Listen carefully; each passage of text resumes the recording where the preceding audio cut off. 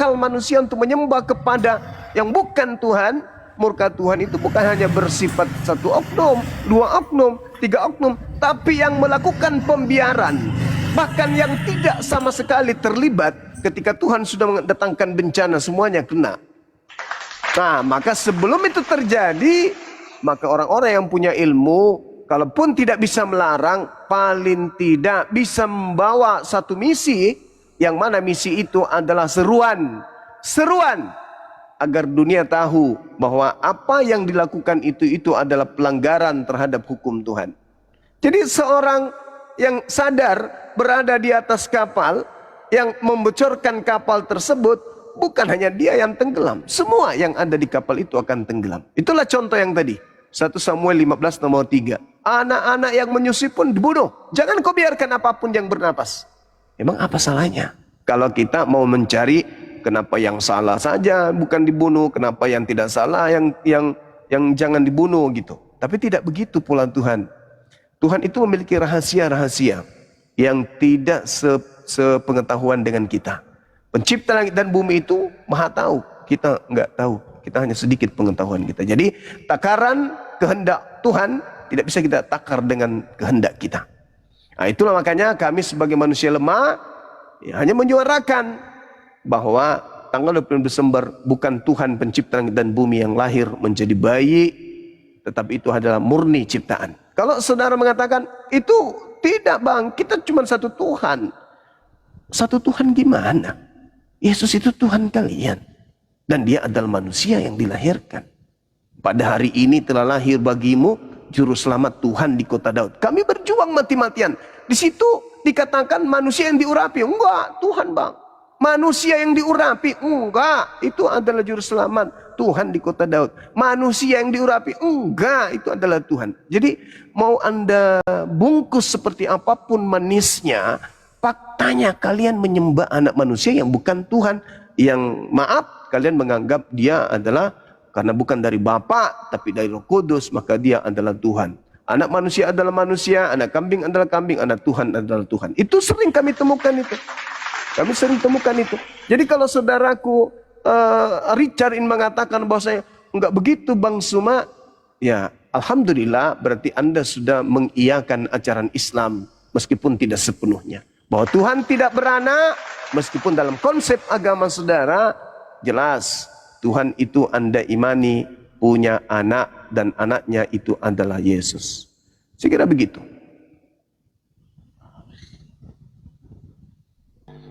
Ya, Bang Geng silakan. Ya, oke, makasih Bang Suma. Kita masuk lagi ke konsep ketuhanan. Jadi begini Bang Suma. Kalau bicara konsep ketuhanan memang nggak ada habis-habisnya ya. Ini dari zaman tahun berapa orang berapologet itu nggak bisa putus-putus. Ya, tapi kalau sedikit kalau dari saya ya sebagai orang Kristen, bahwa kalau konsep ketuhanan bagi kami ya, Yesus itu adalah Tuhan, dia adalah firman-Nya. Jadi Bapa mempunyai firman. Nah, firman-Nya itu yang turun ke dunia menjadi manusia, dan ada rohnya. Roh itu Roh Kudus, roh yang hidup. Jadi sama seperti kita manusia, ada fisiknya, ada rohnya, bagaimana supaya kita bisa hidup, dan ada jiwa, perkataan, ya apa yang saya katakan ini itulah saya, yang Anda dengar ya, suara saya, ya itulah Richard, ya Anda dengar itu saya, ya. Kalau saya menghujat Bang Suma, ya, menghina Bang Suma, yang dilaporkan bukan suara saya, pasti saya, ya, karena kata-kata itu adalah diri kita.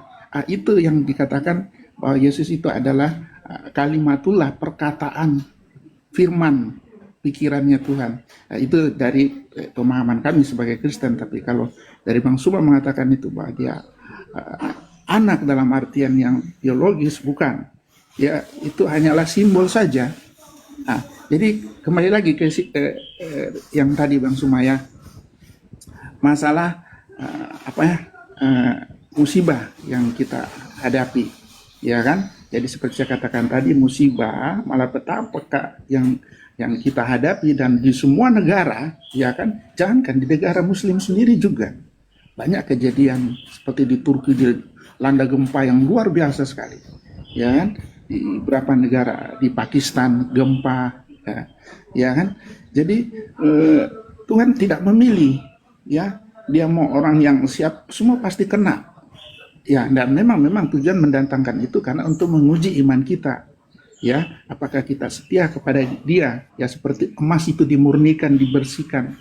Ya kan, dengan kejadian-kejadian yang sama seperti Nabi Ayub mengalami banyak musibah. Ya, sampai anak-anaknya meninggal semua.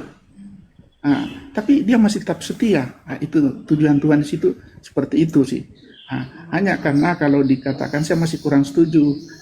Ini menurut saya Bang Sumaya, kalau dikata gara-gara kamu itu akhirnya saya juga kena musibah, ya kan? Boleh masuk Bang Zuma, Gurunda Zuma.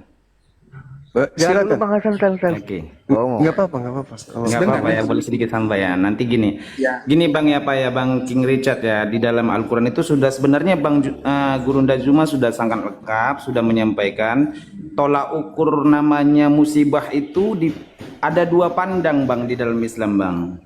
Yang pertama pandangan bagi orang pandangan bagi orang yang beriman, dan yang kedua pandangan orang yang tidak bertakwa. Itu yang harus Bang pahami. Bagaimana sudut pandang orang beriman? Ketika dia beriman, maka Allah tetap akan mengujinya. Nah, ketika pandangan orang yang tidak beriman, maka itu adalah ajab bagi mereka. Itu yang harus Bang pahami. Maka di dalam surat Al-Ankabut ayat 2 dinyatakan ahasaban nas ayat rokau an yakuluna amanna wahum la yuftanun. Apakah manusia itu mengira bahwa mereka dibiarkan mengatakan kami telah beriman sedang mereka tidak diuji lagi? Nah itu dia Bang. Maka di ayat ketiganya dinyatakan walaqad fatannal ladzina min qablihim fala ya'lamannallahu alladzi sadaqu wala ya'manallahu al kadzibin. Dan sesungguhnya kami telah menguji orang-orang yang sebelum mereka, maka sesungguhnya Allah mengetahui orang-orang yang benar dan sesungguhnya dia mengetahui orang-orang yang dusta. Nah, sama seperti yang Abang bilang tadi, ketika Ayub dicobai, ketika Abraham dicobai, apanya yang dicobai? Imannya yang dicobai. Nah, itu yang harus Abang pahami. Nah, yang kedua, apakah orang yang tidak akan bertakwa akan dicobai? Maka di dalam ayat selanjutnya dinyatakan, ataukah orang-orang yang mengerjakan kejahatan itu mengira bahwa mereka akan luput dari azab kami? Amatlah buruk apa yang mereka tetapkan itu. Nah itu dia Bang. Jadi sudut pandang Islam itu dilihat dari tolak ukurnya ketika dalam suatu musibah. Maka di dalam ayat Al-Quran itu apa balasannya? Maka di dalam surat Al-Baqarah 155, walanabluwannakum bisyai'in minal khawfi wal ju'i wa naqsil minal amwal wal anfusi was tamarat wa basyiris sabirin. Di situ poinnya Bang. Dan sungguh akan kami berikan cobaan kepadamu dengan sedikit ketakutan, kelaparan, kekurangan harta, jiwa dan buah-buahan, dan berikanlah berita gembira kepada orang-orang yang sabar. Nah, jadi ada tolak ukurnya Bang. Jadi gini Bang, tadi saya mau minta poinnya sama Bang. Apa yang akan didapatkan ketika orang-orang sabar diuji Bang, atau orang-orang yang beriman diuji? Menurut Bible apa yang akan didapatkan? Bisa enggak Bang tanggapi pertanyaan saya Bang? Lanjut. Iya, jadi gini Bang Hasan ya, saya setuju Bang Hasan mengatakan itu. Di Kristen juga begitu. Jadi musibah atau malapetaka yang kita dapatkan itu kan bagian dari ujian iman ya seperti tadi ya, ujian iman untuk memurnikan iman kita. Ya, jadi kalau kita bisa tetap bertahan dan setia, ya kita akan mendapatkan suatu kemuliaan di hadapan Tuhan. Ya, itu pasti. Seperti Nabi Ayub kan, sudah diuji apa sampai anaknya malahan semua meninggal. Tapi akhirnya dia tetap bertahan dan setia. Itu jadi hasil dari itu, ujian itu dia bisa lalui, ya pasti kita dapat kemuliaan di hadapan Tuhan. Ya datanya Ya, Bang. sama Data. lah. Saya minta data Bang. Saya Sama. biar Bang Hasan, datanya Bang aja. Hasan lagi di mau Bang Juma dulu. Lanjut Bang Lunda Jumat. Lunda Jumat. Enggak apa-apa, enggak masalah, Masya Allah. Syukran, Ya, akhi, Masya Allah. Silakan, Ini silakan. kan contohnya kan sudah ada Bang di kisah Nabi Ayub, kan kami kan mengimani juga Nabi Ayub. Jelas di situ secara rinci dijelaskan di situ. Karena Nabi Ayub kan diberi kekayaan ternak yang luar biasa dan anak-anaknya sekian, tapi Tuhan menguji, ya kan? Di situ ada di kisah Nabi Ayub, ya tapi tujuan Tuhan mengizinkan itu musibah itu terjadi, yaitu untuk memurnikan iman kita, ya. Apakah kita betul setia seperti Abraham, ya kan, mengorbankan anak-anak satu-satunya, ya kan? Tapi akhirnya dia lakukan apa yang Tuhan perintahkan. Akhirnya nggak jadi kan? Di situ Tuhan menguji iman kita. Ya, tapi untuk mendatangkan kebaikan, Bang. Ya, tujuan di situ mendatangkan kebaikan. Tapi kalau banyak orang Tuhan kasih musibah ke kita, akhirnya kadang kita lemah, akhirnya Tuhan saya rajin beribadah, sholat ke gereja. Tapi kenapa nasib saya begini-begini terus? Banyak yang jatuh jadinya. Akhirnya kadang menjual imannya, ya kan, pindah ke iman lain. Di situ banyak yang nggak bertahan. Makanya di Kristen dikatakan banyak yang terpanggil tapi sedikit yang dipilih. Begitu Bang. Ada di Kristen itu, di ayatnya mengatakan gitu. Jadi pemurnian iman sama seperti saudara Muslim juga untuk menguji. Tapi kalau ada pemahaman yang mengatakan yang seperti yang kemarin, agak berbeda. Kalau dikatakan Tuhan kasih musibah kemarin itu di Aceh, di Padang, di Sumatera atau di Sulawesi, gara-gara kalian semua ini orang-orang kafir, ya kan? Akhirnya kami juga yang kena musibah. Itu yang saya masih kurang setuju di situ. Tapi nggak apa-apa kalau pandangan Anda mengarah ke sana juga, ya nggak ada masalah kan? Hanya pendapat aja. Silakan Bang. Oke, mau ditanggapi mungkin abangku, Ahi? Lanjut Gurunda Zuma. Saya cuma tadi karena dia Masya Allah. karena dia memaksa kita bagaimana tolak ukurnya, tetapi dia tidak bisa ditanya tolak ukurnya. Lanjut Gurunda. Baik, makasih, Masya Allah. Jadi Bang Rikar, tadi itu tidak bisa kemudian kami mengingkari bahwa orang yang memiliki pemahaman pencipta langit dan bumi mempunyai anak itu adalah sebuah kemungkaran. Sampai-sampai pencipta langit dan bumi itu menyatakan bahwa hampir saja langit pecah. Kenapa? Langit aja nggak terima. Ucapan makhluk yang lemah ini yang diberi akal, dicipta dengan sempurna, kok bisa-bisanya memiliki pemahaman kayak begitu. Langit mau pecah mendengarkan itu. Saking mungkarnya pernyataan seperti itu. Bumi ingin terbelah, bumi nggak sanggup mendengarkan ucapan itu. Makanya orang-orang yang memiliki konsep Tuhan memiliki anak itu kekal di neraka, tidak main-main. Tidak main-main. Langit mau pecah. Bumi itu mau terbelah, gunung-gunung ingin meledak, ingin runtuh dengan ucapan itu. Karena itu adalah ucapan yang sangat mungkar. Ucapan yang sangat mungkar. Lalu apa reaksi umat Islam ketika ada ucapan-ucapan begitu di sekelilingnya? Diam aja gitu? Tidak. Maka kami dari Apologet Islam ini menyatakan minimal pada hari itu kami membuat kegiatan yang membantah konsep tersebut. Bahwa tanggal 25 Desember ada kelahiran Tuhan. Kami mengatakan itu adalah hari kelahiran para mu'allaf. Betul ayat yang dibacakan tadi oleh sahabat kita. Apa yang dikatakan? Walanabluwannakum bisyai'im minal khauf wal ju' wa naqsim minal amwal wal anfus wath thamarah wa basyiris sabirin. Betul. Apa kata Allah? Ini kaidah yang berbeda. Bagi mereka yang tidak melakukan dosa, pada saat musibah tersebut kena musibah, maka pada mereka itu adalah ujian. Diuji dengan kekurangan harta, diuji dengan kematian, diuji dengan kelaparan, diuji dengan banyak hal. Itu ujian bagi mereka yang tidak menjadi sumber kemaksiatan. Ujian. Tapi mereka yang menjatuhkan keadaan ini bisa terjadi, itu adalah musibah, teguran. Yang meninggal pada saat itu ujian. Yang tidak melakukan kesalahan itu ujian.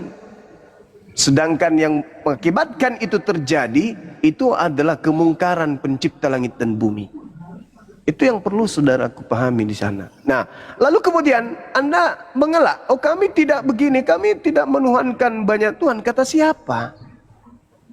Memang pada prinsipnya manusia ini mengakui dia Tuhan, hakikatnya itu adalah absolut tunggal. Tidak satu, tidak dua, tidak tiga, tidak berbagi, dan seterusnya. Itu secara manusiawi. Tapi kalau kita dudukkan perkara itu kepada Bible mengeluarkan isi perutnya. Bahwa memang saudara Kristen ini menganggap Tuhan itu punya anak. Dan setelah dia punya anak, Tuhan itu masih ada sebagai Bapa. Contoh misalnya nih, di dalam Filipi 2, yang walaupun dalam rupa Tuhan tidak menganggap kesetaraan dengan Tuhan sebagai milik yang harus dipertahankan, melainkan telah mengosongkan dirinya dan mengambil rupa seorang hamba dan menjadi sama dengan manusia, dan dalam keadaannya sebagai manusia ia telah merendahkan dirinya dan taat sampai mati, bahkan mati di atas kayu salib. Itulah sebabnya Tuhan sangat meninggikan dia. Itu ada dua Tuhan. Tuhan yang satu mengosongkan diri, mengambil rupa manusia, taat sampai mati di atas tiang salib. Karena dia Tuhan yang satu ini taat sampai mati di atas tiang salib, maka Tuhan yang satu sangat meninggikan Tuhan yang tadi. Baca dalilnya. Data nomor 9-nya, itulah sebabnya Tuhan sangat meninggikan Tuhan yang mati tadi dan mengaruniakan kepadanya nama di atas segala nama, yaitu Yesus, supaya dalam nama Yesus bertekuk lutut segala yang ada di langit dan yang ada di bumi dan yang ada di bawah bumi. Segala lidah mengaku Yesus Kristus adalah Tuhan, bagi kemuliaan Tuhan Bapa. Kan ada dua Tuhan kan? Kenapa dia bisa jadi Tuhan? Karena konsepnya Tuhan memiliki anak. Anak ayam pasti ayam, anak kambing pasti kambing, anak Tuhan pasti Tuhan. Ini yang dianut. Jadi kalau saudaraku,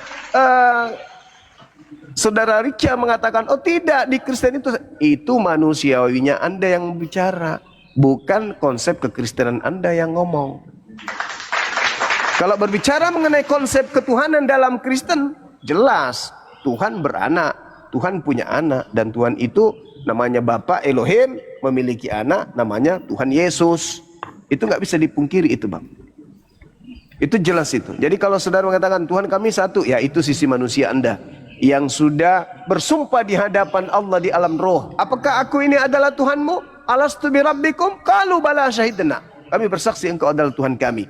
Betul, dalam alam roh masih ke bawah sampai di bumi. Tapi begitu Anda terkontaminasi dengan ajaran kekristenan, mau tidak mau, sadar ataupun tidak suka ataupun tidak suka, Kristen itu menuhankan bukan satu Tuhan, minimal 3 Tuhan. Demikian.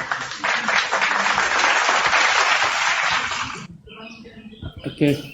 Ya, oke, nggak apa-apa. Makasih Bang Suma.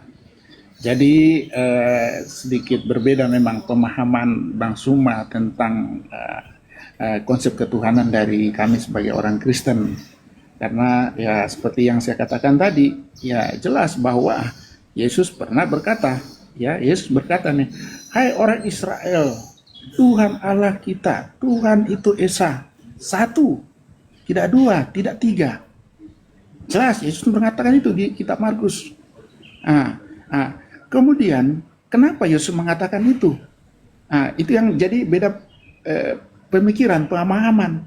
Kok Yesus sendiri saja mengatakan bahwa Tuhan itu satu? Iya kan? Kan sudah di rum-rum itu mengatakan Tuhan sendiri, Yesus sendiri mengatakan bahwa Tuhan itu satu. Kenapa sampai Yesus mengatakan seperti itu? Karena Yesus itu adalah firman-Nya. Firman-Nya, perkataannya Bapa. Apa yang dikatakan Yesus itu ya dari Bapaknya semua. Ya, Jadi kalau Yesus mengatakan Tuhan itu satu, itu sama dengan Bapa yang berkata itu. Jadi nggak terpisah, itu satu. Karena Yesus mengatakan, aku dan Bapa adalah satu. Jelas Yesus mengatakan itu. Di kitab Yohanes, aku dan Bapa adalah satu. Jadi apa yang dikatakan Yesus itu adalah dari Bapanya. Dia hanya menegaskan. Yesus itu firman-Nya, kalimatullah. Sama dengan di saudara Muslim di Al-Quran juga mengatakan kan, Tuhan itu satu, ya kan? Mengatakan itu, Tuhan itu satu, ya jelas, ya. Jadi kita sama sebenarnya, ya hanya memang beda pemahaman, ya karena ya memang di situ jatuhnya ya apa istilahnya agak subjektif, ya karena kalau saya meyakini bahwa Tuhan itu memang tidak beranak. Kok masa Tuhan beranak? Waduh, kacau kita ini kalau Tuhan itu hanya sebagai simbol saja. Karena Yesus sendiri mengatakan bahwa wahai orang Israel, Tuhan itu satu, Tuhan itu Esa. Karena yang mengatakan itu firman-Nya. Ya, apa yang dia katakan Yesus itu yang dikatakan Bapa. Aku dan Bapa adalah satu. Itu di situ Bang Suma. Jadi kalau kita masuk di sini panjang lagi nih kita konsep ketuhanan, nggak selesai. Iya, ya, dari dulu itu bicara konsep ketuhanan. Kalau bisa kita beralih yang lain lagi gitu. Baik, sebelum kita beralih, saya katakan bahwa ketika saudara saya mengatakan wahai Israel, Tuhan kita Esa, memang betul, orang Israel memang Tuhannya Esa. Hanya ada satu yang Esa bagi Bani Israel, yaitu Elohim, yang datang menyatakan diri kepada nabi-nabi mereka. Memang Tuhannya mereka itu Esa. Tapi yang bermasalah ini yang aku bilang, Kristennya. Di dalam surat Paulus 1 Timotius 2 nomor 5, karena Elohim itu Esa, dan Esa pula dia yang menjadi pengantara antara Elohim dengan manusia, yaitu manusia Kristus Yesus. Ada berapa yang Esa di situ? Ada 2. Nah, kalau Yesus dan Bapa dikatakan Esa, itu tidak mungkin, karena satu anak manusia, satunya pencipta manusia. Jadi tidak mungkin mereka ini disebut Esa maka satu, karena 2 entitas yang berbeda. Karena Elohim itu Esa, dan Esa pula Yesus yang menjadi pengantara antara Elohim dan manusia, yaitu manusia Yesus Kristus. Di situ ada 2 yang Esa. Nah, ada 2 yang Esa ini dianggap oleh Kristen itu adalah satu kesatuan. Itu sudah melanggar kode etik daripada Ahad yang diajarkan oleh nabi-nabi Israel kepada kaumnya. Nah, jadi sekali lagi saudaraku, saya bukannya mengatakan wah Bang Suma salah menafsirkan, enggak. Elohim Esa, oke, ketika dia Esa berdiri sendiri kan, ya. Lalu Yesus teriak dari bawah, yang Esa, ya aku juga Esa loh. Ya udah, Esa juga ya kau. Aku juga Esa, tapi kamu Esa sebagai utusan, aku Esa sebagai pengutus. Nah, ketika Yesus itu dikatakan yaitu manusia Kristus Yesus itu Esa, itu juga adalah sesuatu yang tidak bisa ditelaah oleh akal manusia. Kenapa? Karena bukan cuma Yesus sendiri manusia. Kita juga ini adalah manusia, bukan cuma Yesus, berarti Yesus tidak Esa. Nah, ini saudaraku, jadi saya katakan bahwa ketika Anda mengatakan Tuhan Anda satu, dari aspek kemanusiaan saudara, betul. Lalu kemudian lari lagi ke ajaran Yahudi, ajaran Yesus, Tuhan itu satu, betul. Sayangnya kalau lari ke ajaran Kristen, Esa itu adalah satu kesatuan. Maksudnya ada 3 entitas yang digabung menjadi satu. Nah, inilah yang ditegur oleh Al-Quran. Ini yang ditegur. Makanya orang-orang yang menduakan apalagi mentigakan Tuhan itu kekal di neraka jahanam. Kekal mereka di sana. Saya kira begitu saudara Bang Richard, silakan. Ya Bang Sumaya. Oke, kalau kita di konsep ketuhanan nggak selesai Bang. Itu panjang. Kita alih topik ke keselamatan lah, boleh lah. Coba silakan. Keselamatan dalam Islam dan dalam Kristen, ya. Iya. Iya. Kalau keselamatan dalam Kristen, ya mengatakan bahwa keselamatan itu bukan karena hasil usaha kita, bukan karena kebaikanmu, ya. Jadi jangan kamu ada bermegah karena kamu memberi kebaikan, akhirnya kamu selamat. Tidak, kalau di Kristen itu keselamatan itu anugerah Tuhan, itu kasih karunia yang diberikan Tuhan kepada kita orang yang percaya. Jadi bukan karena hasil upaya, tapi karena anugerah kasih Tuhan. Bukan karena amal baikmu, bukan. Itu sederhananya kalau di Kristen. Kalau di Muslim gimana Bang? Coba. Ya, kalau di Islam itu betul, orang nggak bisa selamat hanya gara-gara berbuat baik, nggak bisa. Mulai dari lahir sampai orang itu meninggal, ditumpuk kemudian kebaikan-kebaikannya, kebaikan demi kebaikan ditumpuk sampai ke langit. Tidak akan mampu kemudian membalas atau mengganti sehelai bulu yang ada menempel di tubuh manusia itu.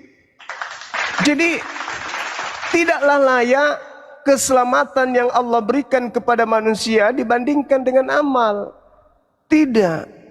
Akan tetapi yang selamat itu adalah mereka yang beriman.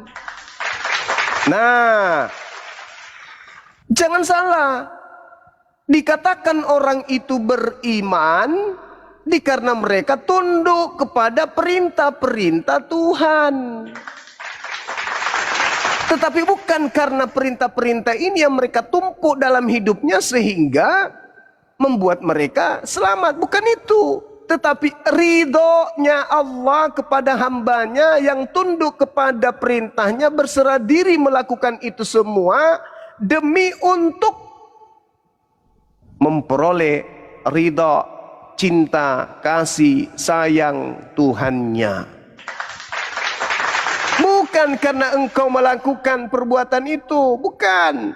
Tetapi ketundukanmu terhadap perintahku, itu yang membuat aku kemudian memasukkan engkau ke dalam jannahku. Sama, bukan karena Hajar Aswad itu yang menghapuskan dosa lu, bukan. Tapi aku yang melihat keadaanmu yang begitu tunduk kepada perintahku agar engkau mengikuti apa yang dititahkan oleh utusanku. Itu yang membuat aku cinta dan sayang kepadamu. Qul in kuntum tuhibbunallah fattabi'uni yuhibbukumullah wa yaghfir lakum dzunubakum wallahu ghafurur rahim.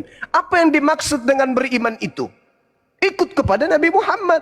Apa yang diperintahkan Nabi Muhammad, itu yang kita lakukan. Apa yang dimaksud beriman itu? Apa yang diinginkan oleh pencipta Tuhan langit dan bumi, itu yang kita lakukan. Nah, ketika kita melakukan amalan-amalan, perbuatan-perbuatan, pekerjaan-pekerjaan yang menjadi perintah Tuhan, maka kita memperoleh amal kebajikan.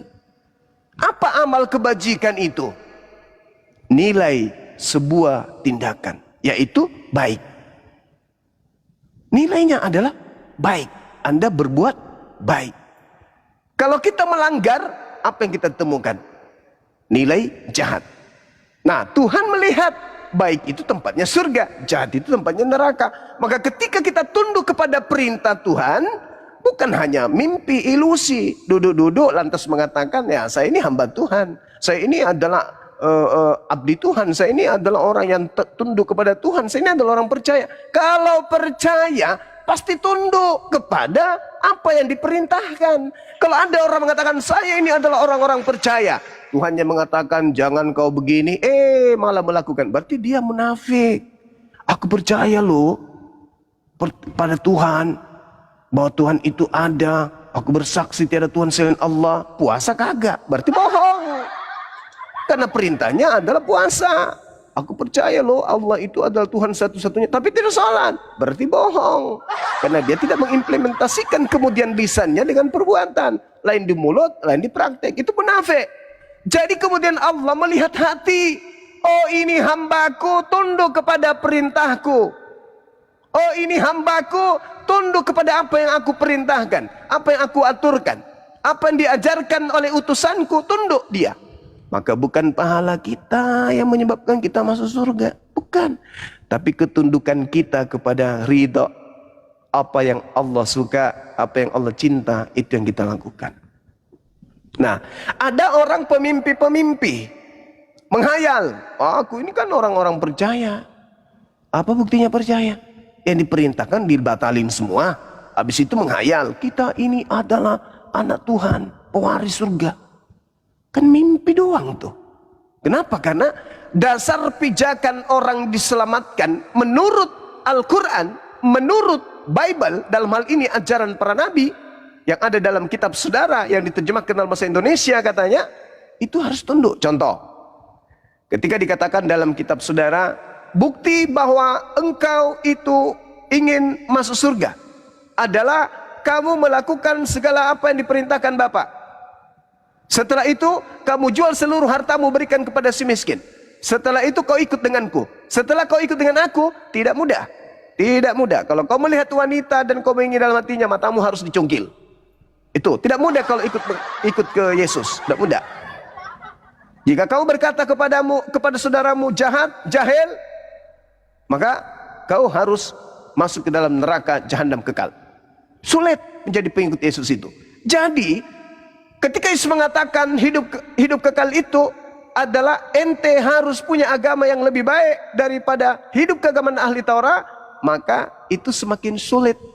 Murid-murid Yesus semakin sulit. Nah, yang berbeda dengan Kristen nih. Sudahlah mati hidupnya kemudian di bumi ini tak mengikuti instruksi Nabi. Mimpi pula tuh masuk surga. Sedangkan konsepnya yang mereka anut, jangankan masuk surga, masuk akal aja kagak.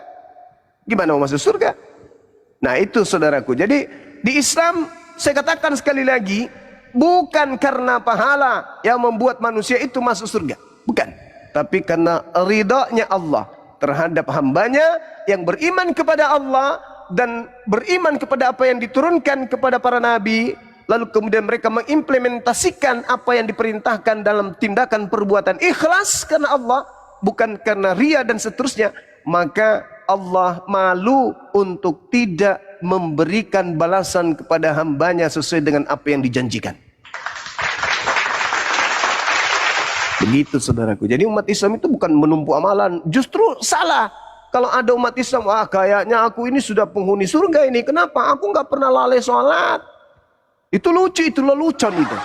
Aku ini orang beriman, aku ini ilmuku tinggi, aku nggak pernah tinggalkan salat, aku puasa terus setiap tahun Senin Kamis. Apa yang terjadi? Sifat iblis yang muncul, sombong, mengaku dirinya sudah dijamin surga, mengaku dirinya sudah penghuni surga, merasa dirinya yang paling beriman, yang paling taat, yang paling soleh, orang lain tidak soleh. Itu nggak mau Allah menerima orang seperti itu. Yang Allah mau itu adalah ketika hambanya itu menenangkan hatinya, jiwanya, kalbunya tunduk, berserah diri kepada perintah. Nah itu yang diinginkan oleh Allah. Makanya sekali lagi, keliru besar orang Kristen yang mengatakan batu Hajar Aswad itu menghapus dosa. Sebenarnya kagak. Ketundukan kami kepada Allah dalam mentaati perintah, apa yang diturunkan melalui Al-Quran dan As-Sunnah, yang kami lakukan dengan ikhlas, mendatangkan pengampunan dan cinta kasih sayang Allah kepada kami. Amalan-amalan kebajikan, nilai-nilai ibadah yang kami lakukan itu urusan Allah. Tugas kami hanya ketundukan. Kenapa? Wa ma khalaqtul jinna wal insa illa liya'budu. Tugas kami sebagai manusia dicipta oleh Allah tak lain dan tak bukan hanyalah beribadah. Ibadah, ibadah, ibadah, ibadah, ibadah, ibadah. Adapun makan, rekreasi, nonton itu hanya aksesoris di dalam menapaki kehidupan di bumi ini. Intinya ibadah, ibadah, ibadah, ibadah. Makan bersenda gurau itu hanyalah bagian kecil daripada proses ibadah kami kepada Tuhan. Saya kira begitu, Bang. Silakan.